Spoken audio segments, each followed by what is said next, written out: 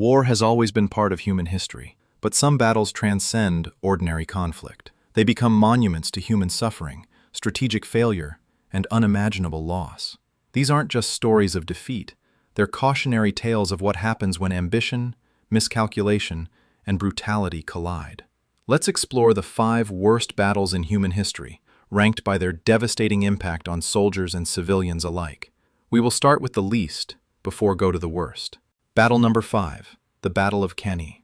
Our journey begins in ancient Rome, August 2nd, 216 BCE. The Battle of Cannae wasn't just a defeat, it was a masterclass in military annihilation that still haunts military academies today.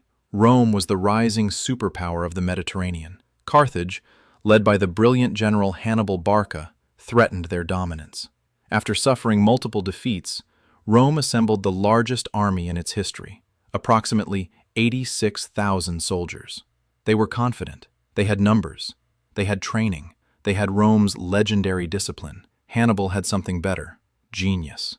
With only 50,000 troops, Hannibal positioned his forces on the plains of Cannae in southeastern Italy. The Romans, led by consuls Varro and Paulus, saw this as their moment. They formed their traditional formation, a massive rectangular block designed to push through enemy lines by sheer weight and momentum. Hannibal let them come. His center, composed of less experienced Gallic and Spanish troops, deliberately retreated as the Romans advanced. It looked like victory. The Roman soldiers pushed forward, eager to exploit what they thought was weakness. But this was the trap. As the Roman center pushed deeper into Hannibal's line, his flanks, composed of elite African infantry, wheeled inward like closing doors. Simultaneously, his cavalry, having routed the Roman horsemen, circled behind the Roman army. Within hours, 86,000 Roman soldiers found themselves in a tightening noose. The Romans couldn't maneuver. They couldn't retreat. They could barely lift their weapons in the crushing press of bodies. The slaughter was systematic and merciless. By sunset, between 50,000 and 70,000 Roman soldiers lay dead. Among them was Consul Paulus, 80 senators, and countless officers. It was the worst single-day loss in Roman military history. So many Romans died that Hannibal's men collected rings from the fingers of dead nobles. They filled 3 bushels. The psychological impact was even worse. Rome had lost 1/5 of its adult male population in a single afternoon. Villages across Italy had no men to return home. The disaster at Cannae became synonymous with utter defeat, and military strategists still study Hannibal's double envelopment maneuver as the perfect battle. Battle number 4, the Siege of Baghdad. Fast forward 1,000 years to 1258 CE. Baghdad was the jewel of the Islamic Golden Age, a city of learning, culture, and wealth that rivaled any metropolis on earth. Its libraries contained centuries of accumulated knowledge. Its population exceeded 1 million souls. The House of Wisdom stood as a beacon of scientific and philosophical advancement. Then, the Mongols arrived. Led by Hulagu Khan, grandson of Genghis Khan, the Mongol army surrounded Baghdad in January 1258. The Abbasid Caliph al-Mustasim believed his city's massive walls and the sacred nature of his position would protect him. He rejected Hulagu's surrender demands with contempt. He made a fatal mistake. The Mongols weren't just warriors. They were engineers of destruction. They diverted the Tigris River to flood the caliph's defensive camps. They constructed siege engines that hurled massive stones and explosives at Baghdad's walls. They systematically destroyed every military position around the city. On February 5th, the walls fell. What happened next remains one of history's darkest chapters. The Mongol army unleashed 13 days of systematic destruction. Soldiers went house to house, street to street, killing everyone they found. The exact death toll remains debated, but estimates range from 200,000 to over 1 million people. The House of Wisdom, containing irreplaceable manuscripts from ancient Greece, Persia, and India, was burned. Soldiers threw so many books into the Tigris River that witnesses claimed the water ran black with ink. 700 years of accumulated knowledge, gone in days. The Grand Library, second only to Alexandria in its collection, was demolished. Medical texts, astronomical observations, mathematical treatises, philosophical works, all reduced to ash. Scholars estimate that the burning of Baghdad's libraries set human knowledge back centuries. The caliph himself was executed in a manner befitting Mongol superstition. They believed spilling royal blood brought bad luck, so they wrapped him in a carpet and had horses trample him to death. Baghdad never recovered its former glory. The irrigation systems that had made Mesopotamia fertile for millennia were destroyed.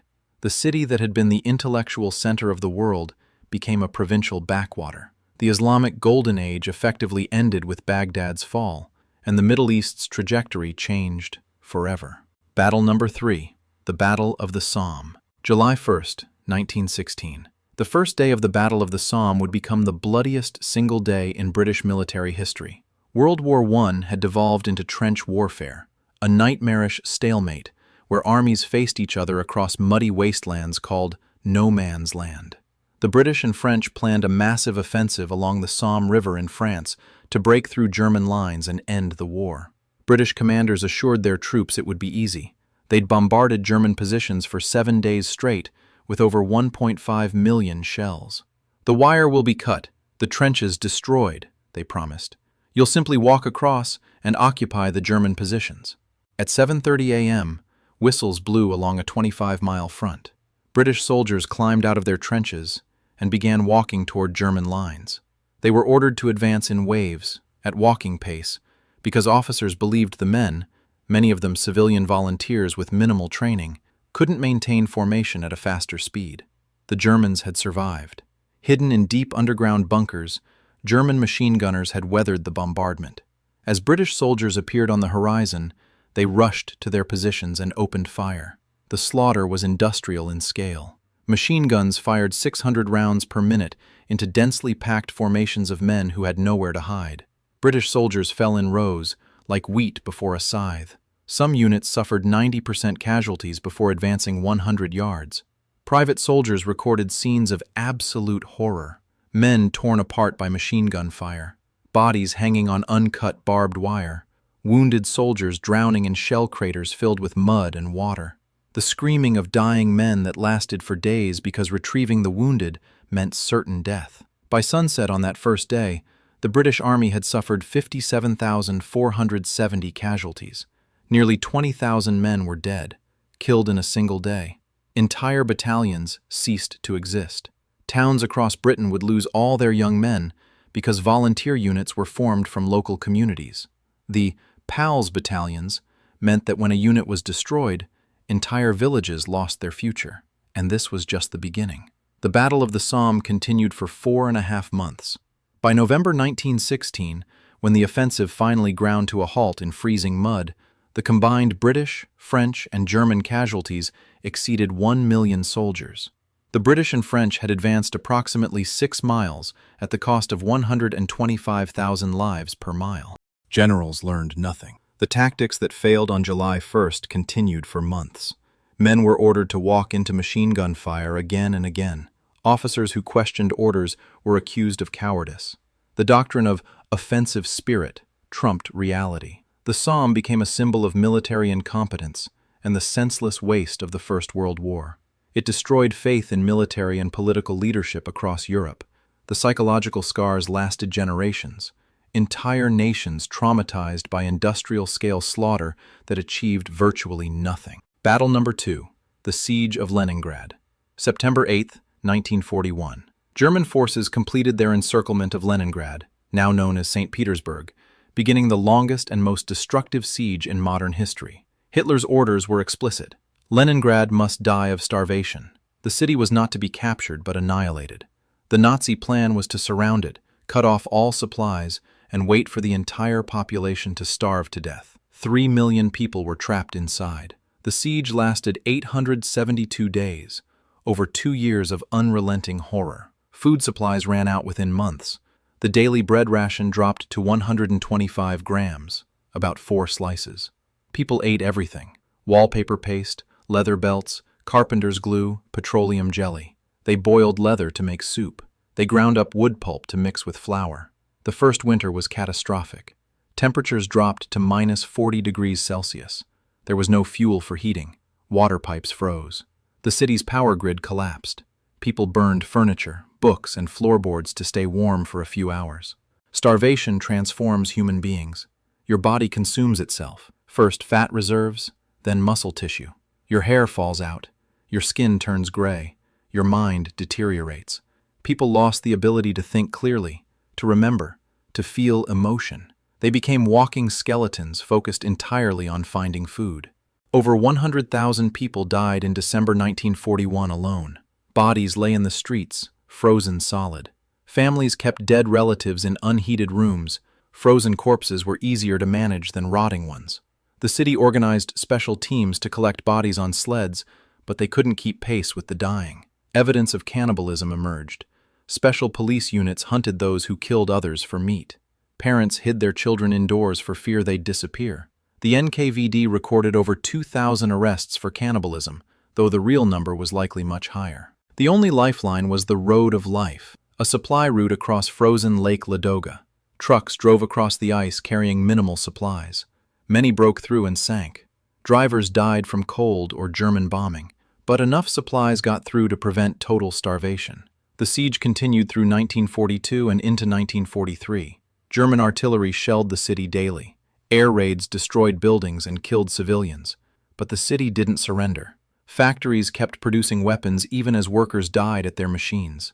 The Leningrad Symphony was performed during the siege, an act of defiance broadcast to the world. Soviet forces finally broke the siege on January 27, 1944. When they tallied the cost, the numbers were incomprehensible. Estimates suggest between 800,000 and 1.5 million civilians died during the siege, most from starvation. Add military casualties, and the total approaches 2 million deaths. The siege of Leningrad represents humanity at its worst, deliberate starvation as a weapon of war, and its best, ordinary people who endured unimaginable suffering rather than surrender. Battle number 1, the Battle of Stalingrad, August 1942 to February 1943. 6 months of fighting that would become the deadliest battle in human history. Stalingrad wasn't strategically crucial, it was symbolically essential. Named after Stalin, its capture would humiliate the Soviet Union. Hitler became obsessed with taking the city. Stalin ordered it held at any cost. Neither dictator would compromise. What resulted was industrial warfare at its most brutal. German forces attacked with massive air raids that killed 40,000 civilians in a single day. The city burned. Smoke and ash blackened the sky. Then came house-to-house combat, where soldiers fought for individual rooms, staircases, and basements. The fighting was primordial. Soldiers used knives, shovels, and bare hands. Life expectancy for a Soviet soldier arriving at Stalingrad was less than 24 hours.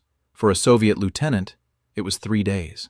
Reinforcements crossed the Volga River under German fire, knowing most wouldn't survive the night. The city became a moonscape of rubble. Buildings were reduced to skeletons of concrete and twisted metal. Soldiers fought in sewers, factories, and grain silos. The Barmely Fountain, showing children dancing in a circle, stood amid total destruction, a haunting image of innocence surrounded by mechanized death. Winter arrived, and the nightmare intensified. German forces were encircled when Soviet armies launched Operation Uranus on November 19th. Now the hunters became the hunted. German soldiers lacking winter equipment began freezing to death. Supplies ran out. They ate their horses, then nothing. Temperature dropped to minus 35 degrees Celsius. German soldiers wrapped themselves in newspapers for insulation. Frostbite claimed more casualties than combat. Medical stations overflowed with men whose fingers, toes, and noses had turned black and fallen off. Starvation set in. The Luftwaffe attempted air supply, but it was woefully inadequate. German soldiers needed 700 tons of supplies daily. They received less than 100. Men became skeletal. Dysentery spread. The smell of death permeated everything. Soviet forces tightened the noose. By January 1943, the German Sixth Army was dying. Hitler ordered them to fight to the last man. Field Marshal Paulus, commanding the German forces, finally surrendered on February 2, 1943, the first German field marshal to surrender in history. The casualty numbers are almost impossible to comprehend. Estimates suggest 1.1 to 1.3 million Axis casualties, dead, wounded, or captured. Soviet casualties approached 2 million, including civilians. In total, over 2 million people died in 6 months of fighting over one city. 99% of the city was destroyed. Nothing remained except rubble and bodies. The Volga River was choked with corpses. Mass graves contained hundreds of thousands of unidentified soldiers. Stalingrad broke the myth of German invincibility. It was the turning point of World War II in Europe. After Stalingrad, Germany was in retreat. But the cost, measured in shattered bodies, destroyed lives, and incomprehensible suffering, made it the worst battle in human history. Conclusion. These 5 battles represent different eras, different technologies, and different motivations. But they share common threads: miscalculation, stubbornness, and the willingness of leaders to sacrifice countless lives for abstract goals.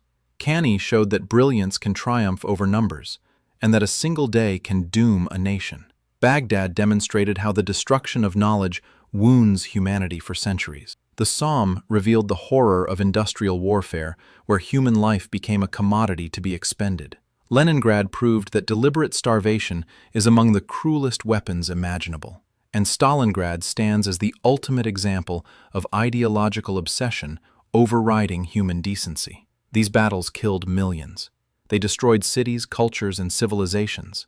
They traumatized generations and changed the course of history. They remind us that war's true cost cannot be measured in territory gained or strategic objectives achieved, only in the individual human lives lost, each one a universe of potential destroyed. Understanding these catastrophes isn't about glorifying violence.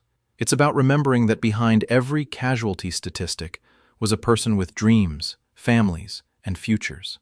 It's about recognizing the patterns that lead to such disasters so we might avoid them in the future. Thank you for watching this exploration of history's darkest battles. If this video gave you perspective on the true cost of war, please like and subscribe.